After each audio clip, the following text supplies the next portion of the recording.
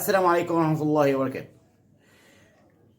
ما زال ومصر كابتن رضا عبد العال ان يتكلم غل، حقد، قول كراهية، قول زي ما انت عايز تقول، قول على رموز النادي الاهلي. ايه السبب؟ محدش عارف للاسف الشديد.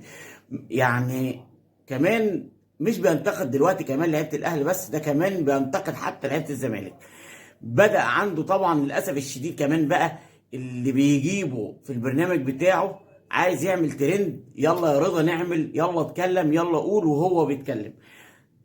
النهارده كان في او امبارح بالتحديد قضية او جلسة ضد رضا عبد العال من رموز النادي الاهلي بقى، اللي اتكلم عليهم كلام ما يليقش ابدا بناس زي دول. اتكلم على مين؟ كابتن مختار اللي عمرنا ما سمعنا عنه كلمة، او ان هو دخل في مشكلة مع حد او انتقد حد او اتكلم مع حد. كابتن ربيع ياسين اللي الكل بيشهد له بحسن الاخلاق والاحترام.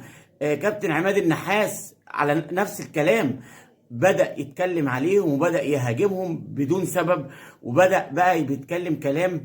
طبعا اضطروا ان هم يرفعوا قضية عليه وبتنظر في المحاكم، وما راحش حضر الجلسة وما رضيش يعتذر ليهم، وبالتالي اتأجلت للحكم يوم 13 واحد الجاري. امام عاشور واتكلم عليه، وبالفعل امام عاشور بيفكر جديا مع المحامي النادي الاهلي ان برضه يرفع قضيه على رضا عبد العال. ما زال رضا عبد العال بسبب ودون سبب ان هو بينتقد كل الناس. كل الناس عنده وحشه، كل الناس عنده ما بتلعبش كوره وما بتعرفش تباصي، عندهم الميس باص مش عارف ايه، عندهم كل لعيبه مصر بالنسبه له ولا حاجه. هو اللي مسك طنطا وفشل طنطا وخلاها هبطت، هو اللي مدرب. هو اللي ساب الزمالك في عز ما الزمالك كان عايزه وجري ورا الاهلي وراح الاهلي عشان الفلوس، هو اللي صح. لكن اي حد تاني عاوز يامن مستقبله او عاوز يلعب في فرقه تانيه وحش وما بيعرفش يلعب كوره. احداث كابتن رضا عبد العال اللي هو مسيطر على السوشيال ميديا، اللي اتكلم كلام بيجرح في اي حد. قبل ما تجرح في حد او تتكلم على حد، افتكر ان اهله قاعدين ممكن يسمعوك، زوجته، اخواته، ولاده. ليه؟ هل ان السوشيال ميديا وهل الرياضه المصريه بقت بهذا المنطق؟